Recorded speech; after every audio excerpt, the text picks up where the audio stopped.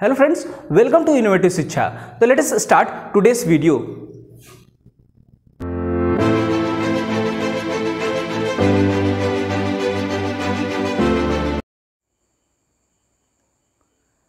Hello दोस्तों, स्वागत है आपका इनोवेटिव शिक्षा में। तो जैसा कि आपको पता है, हमने क्लास 9th साइंस चैप्टर 1 के लिए काफ़ी एक इम्पॉर्टेंट सीरीज स्टार्ट किया था। उसमें मैंने कुछ ऑलरेडी वीडियोस अपलोड कर दिए हैं। अगर आपने उन वीडियोस को नहीं देखा है तो आप प्लीज़ उन वीडियोस को भी देख लें, क्योंकि आज का जो हमारा वीडियो है वो उसी के कॉन्टिन्यूएशन में रहने वाला है। तो चलिए स्टार्ट करते हैं आज का वीडियो और देखते हैं कि आज हम कौन कौन से इंपॉर्टेंट टॉपिक्स स्टडी करने वाले हैं। तो आज जो सबसे पहला इंपॉर्टेंट टॉपिक है वो है आपका इवोपरेशन।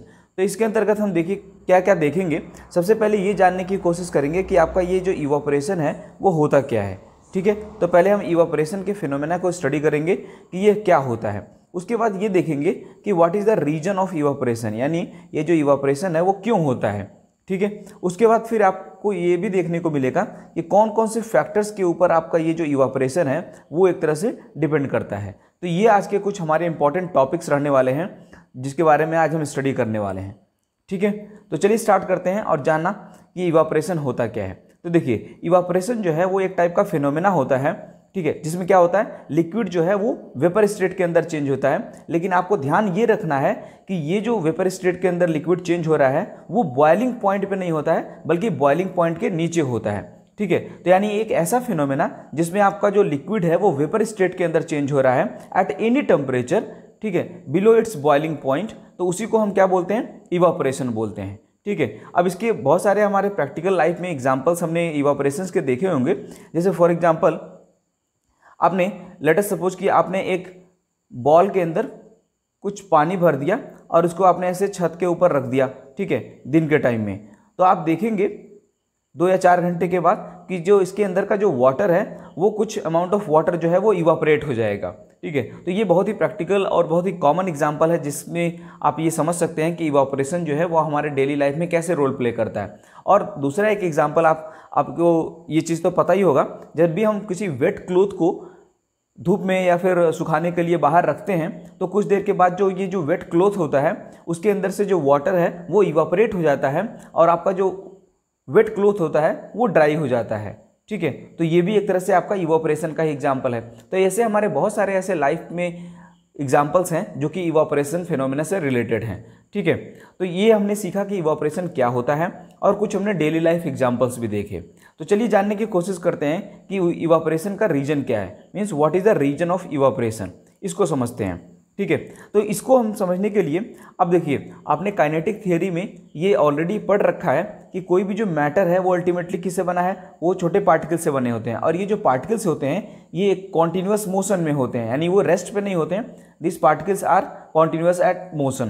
तो ये जो कॉन्टिन्यूस मोशन के अंदर जब पार्टिकल्स होते हैं तो इनके पास एक टाइप की एनर्जी होती है। कौन सी एनर्जी होती है, तो वो काइनेटिक एनर्जी होती है। ठीक है, यानी कोई भी पार्टिकल है, चाहे वो सॉलिड का हो, लिक्विड का हो या फिर गैस का हो, सभी पार्टिकल्स के पास एक टाइप की एनर्जी होती है। लेकिन लिक्विड के केस में थोड़ा सा क्या होता है कि ये जो पार्टिकल्स होते हैं इनके पास कुछ एक्स्ट्रा एनर्जी होती है, खास करके ऐसे पार्टिकल्स जो कि एक तरह से सरफेस के ऊपर होते हैं। जैसे यहाँ पे आपका एक एग्जाम्पल दिया गया है, जैसे कि एक बॉल के अंदर, एक वेसल के अंदर हमने एक तरह से लिक्विड पार्टिकल्स रख दिया है और यहाँ पे आपको ये जो दिख रहे हैं, यानी ये सरफेस के जो पार्टिकल्स हैं they are having some extra energy.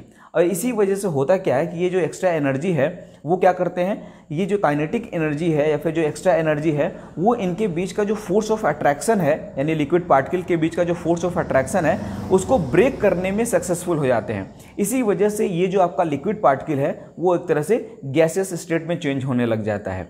ठीक है, तो बात समझ में आई कि हमारा जो इवोपरेशन है वो किसकी वजह से होता है।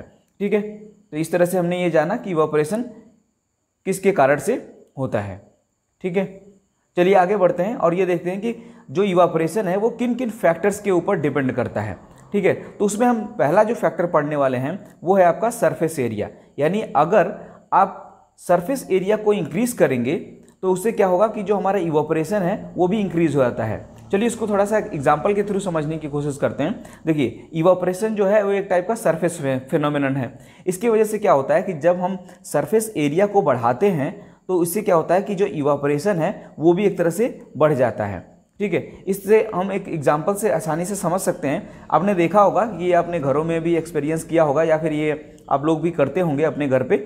जब भी हम कपड़े को, यानी जो गीले कपड़े होते हैं या फिर जो वेट क्लोथ होते हैं, उनको जब हम ड्राई करने के लिए बाहर सुखाने के लिए रखते हैं, तो आपने देखा होगा कि हम इस तरह से नहीं रखते हैं। क्यों नहीं रखते हैं? क्योंकि जब इस तरह से आप रखेंगे तो आपके जो कपड़े का जो सरफेस एरिया है वो इस समय कम होता है। इसलिए क्या होगा कि जो इवापोरेशन होगा वो कम हो जाएगा। लेकिन जब आप कपड़े को ऐसे फैला देते हैं तो उस समय क्या होता है कि इसका जो सरफेस एरिया है वो बढ़ जाता है। जैसे सरफेस एरिया बढ़ेगा तो उससे क्या होगा कि उससे क्या होता है कि आपका जो इवापोरेशन है वो भी इंक्रीज़ हो जाता है। तो इस तरह से हमने ये सीखा कि आपका जो इवापोरेशन है वो इंक्रीज़ हो जाता है जब आपका सरफेस एरिया भी इंक्रीज़ हो जाता है। ठीक है। एक अनदर एग्जांपल देखते हैं। मान लीजिए कि कई बार आपने इस चीज़ को एक्सपीरियंस भी किया होगा, कई बार फर्श पे थोड़ा बहुत पानी गिर जाता है तो हमारे घर में जो मम्मी लोग होती हैं क्या करती हैं, इस पानी को ऐसे फैला देती हैं। ठीक है, आपने देखा होगा इसको ऐसे फैला दिया जाता है। तो ये फैलाने का क्या कारण है? इसका बेसिकली रीज़न यही है कि जब आपने इस पानी को स्प्रेड कर दिया तो बेसिकली आपने क्या किया, इसका सरफेस एरिया इंक्रीज़ कर दिया। तो जो सरफेस एरिया इंक्रीज़ हो गया तो ये क्या होगा, वाटर जो है वो जल्दी इवापोरेट हो जाएगा, क्योंकि जो इवापोरेशन है वो सरफेस एरिया के ऊपर डिपेंड करता है। यानी सरफेस एरिया बढ़ गया तो इवापोरेशन जो है वो फास्ट होगा। तो इसीलिए जो है ये पानी जो है वो जल्दी से सूख जाता है और आपका जो फर्श है वो जो पहले गीला हुआ करता था अब वो सूख जाएगा, ड्राई हो जाएगा। ठीक है। तो ये कुछ एग्जांपल्स हमने देखे कि कैसे जो सरफेस एरिया के ऊपर आपका जो इवापोरेशन है वो डिपेंड करता है। चलिए आगे बढ़ते हैं और देखते हैं नेक्स्ट फैक्टर जिसके ऊपर की जो आपका इवापोरेशन है वो डिपेंड करता है।